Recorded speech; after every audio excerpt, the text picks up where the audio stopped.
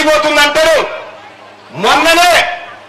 మొన్ననే the wire అనేటువంటి website లో ఒక ఇండెక్స్ ప్రతిపాదించి ఏం తెలుసా, మానవాభివృద్ధిలో అంటే ఒక మానవుడు ఆర్థికంగా, శారీరకంగా, పనిపరంగా అన్ని రకాలుగా అభివృద్ధి అయినటువంటి సూచిలో భారతదేశం 134వ స్థానానికి పడిపోయింది. 134వ స్థానానికి పడిపోయింది. ఇది నేను చెప్తుంది కాదు, ది వైర్ అనేటువంటి వెబ్సైట్ పోయి చూడని చెప్తారు. మనకంటే బంగ్లాదేశ్, మనకంటే శ్రీలంక, మనకంటే చైనా ఎంతో ముంగట్టున్నాయి. సంపాదన పూర్వం పురకపోగలు సరిపోయినట్టు వీళ్ళు చేసేటువంటి బీజేపీ నాయకులు చేసేటువంటి కథలన్నీ మొత్తం కరగనానికి తదిగే చచ్చిపోయినాయి. రేపు పొద్దుగల ఆగస్టు 15 వరకల్లా 2 లక్షల రూపాయల రైతుల రుణమాఫీ చేయబోతుంది కాంగ్రెస్ పార్టీ. కాంగ్రెస్ పార్టీ మాట ఇస్తే కట్టుబడి ఉండేటువంటి పార్టీ, కట్టుబడి పనిచేసేటువంటి పార్టీ కాంగ్రెస్ పార్టీ.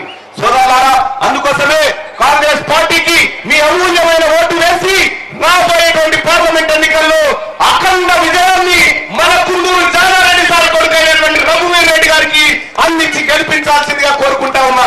అలాగే నేను కూడా కాంగ్రెస్ పార్టీ అభ్యర్థిగా ఎమ్మెల్సీ పట్టభద్రుల ఎమ్మెల్సీ ఎన్నికల్లో నిలబడతా ఉన్నా. సోదరులారా, పోయినసారి కొద్దిలో తప్పిపోయింది.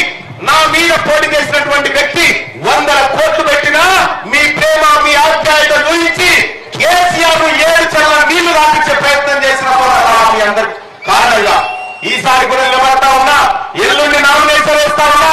పెద్దలు జానారెడ్డి గారి ఆశీస్సులతో, సోదరుల ప్రేమాభిమానాలతో నామినేషన్ వేస్తా ఉన్నా. సోదరులారా, రాబోయే పట్టభద్రుల ఎమ్మెల్సీ ఎన్నికల్లో 27 తారీఖు నాడు మీరు ఎమ్మెల్సీకి నాకు మొదటి ప్రాధాన్యత ఓటు వేసి గెలిపించి 13 తారీఖు నాడు రఘువీరన్న చేతి గుర్తు మీద ఓటేస్తే 4 తారీఖు నాడు బ్యాలెట్ బాక్సులు బద్దలు కొట్టుకొని మీ బిడ్డ రఘువీరన్న, ఆ తర్వాత మీ తమ్ముడు తీన్మార్ మల్లన్న ఎమ్మెల్సీగా, నేను ఎంపీగా అన్న గెలిచి మీకు సేవ చేసుకుంటామని చెప్పి తెలియజేసుకుంటూ ఈ సందర్భంగా అన్న రఘువీర్ అన్నకు ఈ నియోజకవర్గంలో ఏం చేయాలో క్లారిటీ ఉంది.